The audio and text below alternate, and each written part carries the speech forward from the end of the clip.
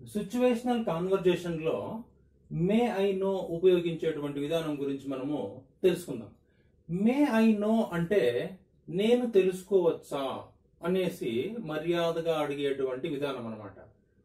మీ ఇంటికి మీ ఫ్రెండ్ వచ్చాడు, అతడు ఏ ఉద్దేశం చేత అక్కడికి వచ్చాడో మీరు తెలుసుకోవాలనుకోండి, may I know the purpose of your visit అని మీరు అడగచ్చు అనమాట.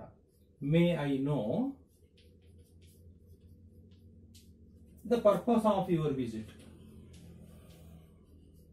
The purpose of your visit.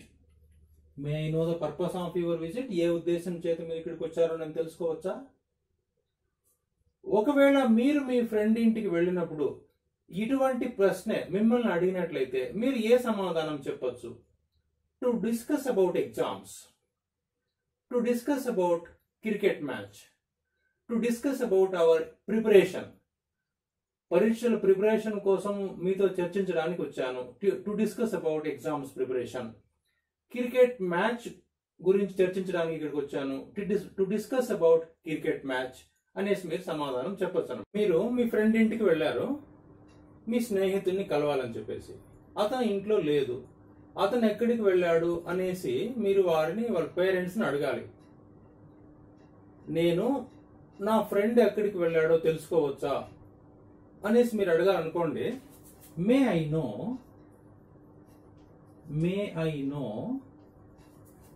Wear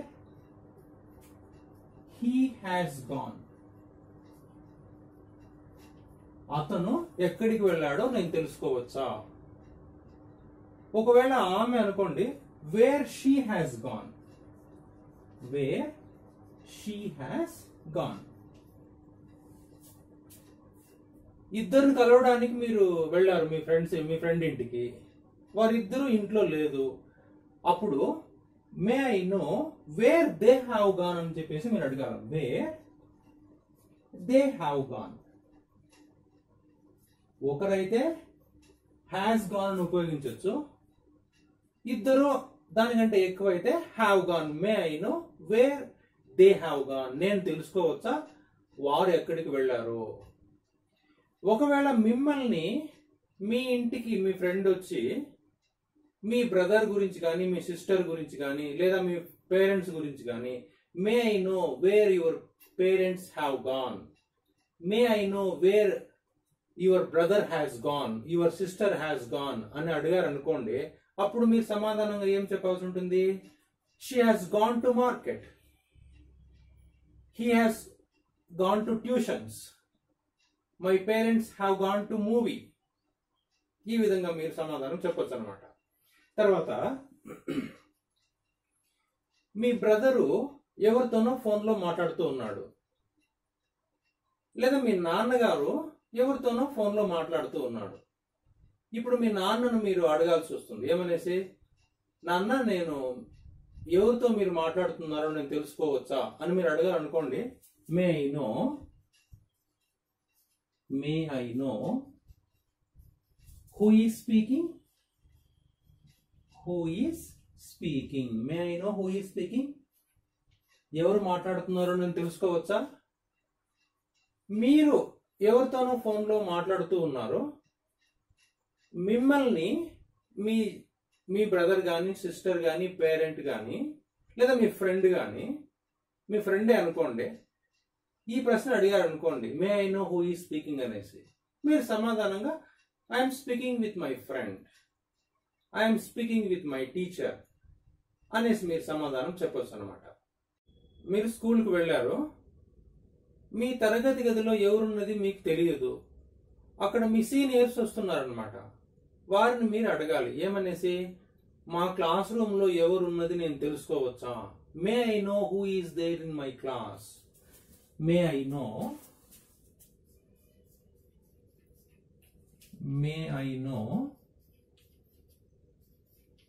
who is there in my class.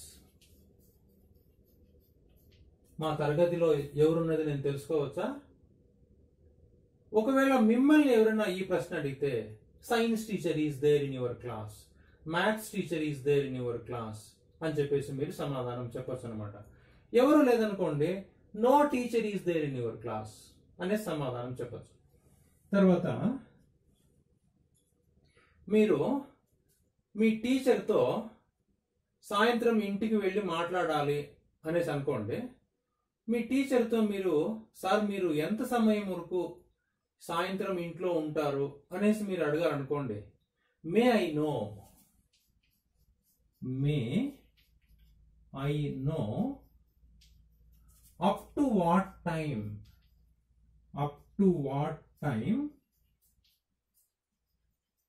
you will be there at home. Up to what time you will be there at home. You will be there at home.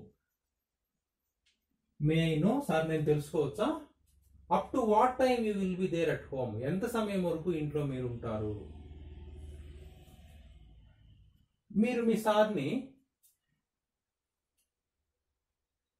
ఏ సమయంలో మీరు తీరికగా ఉంటారు అనేసి మీరు అడగాలనుకోండి. May I no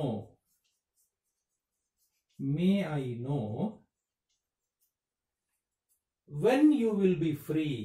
ఎప్పుడు మీరు తీరికగా ఉంటారు? When you will be free. చూడండి, ఇక్కడ మీ సీనియర్స్తో ఎన్నో ఏళ్లకు ముందు మీరు కలిసి చదువుకున్నారు ఒకే స్కూల్లో. అకస్మాత్తుగా ఇప్పుడు అతన్ని మీరు కలిశారు. ఇప్పుడు అతని క్వాలిఫికేషన్స్ గురించి తెలుసుకోవాలనుకుంటున్నారు. ఏ విధంగా అడగచ్చు? May I know your qualifications.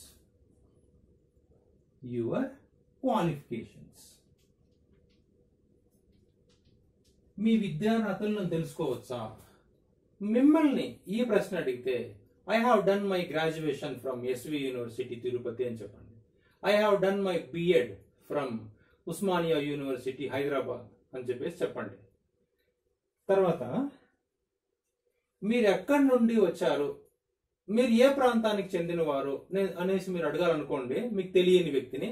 May I know where are you from. May I know where are you from. ఏ ప్రాంతానికి చెందినవారో నేను తెలుసుకోవచ్చా? మిమ్మల్ని అడిగినట్లయితే I am from Tirupati, I am from Hyderabad, I am from Delhi అని ఏ ప్రాంతానికి చెందినవారో ఆ ప్రాంతం పేరు మీరు చెప్పొచ్చు అనమాట. ఐ ఆమ్ ఫ్రమ్ అని చెప్పేసి ఆ ప్రాంతం పేరు మీరు చెప్పొచ్చు. మీరు ఒకరిని ఇంటర్వ్యూ చేస్తున్నారు, అతని అనుభవాన్ని గురించి మీరు తెలుసుకోవాలనుకుంటున్నారు. May I know your work experience. May I know your work experience. పని అనుభవం అన్నమాట. Work experience.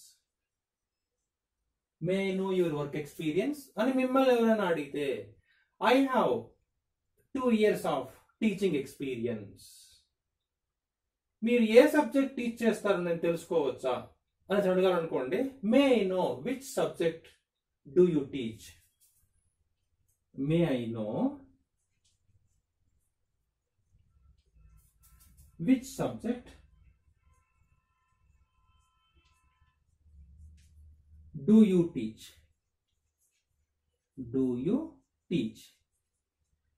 మీరు ఏ సబ్జెక్ట్ టీచ్ చేస్తారో నేను తెలుసుకోవచ్చా? మిమ్మల్ని అడిగినట్లయితే I teach English, I teach sciences, I teach Sanskrit. ఈ విధంగా మనము సమాధానం చెప్పొచ్చు అనమాట. చూడండి, ఇక్కడ అనేకమైన వాక్యాలు రాసాం మనము. ప్రతి దాంట్లోనూ మే ఐ నో ఉపయోగించాం.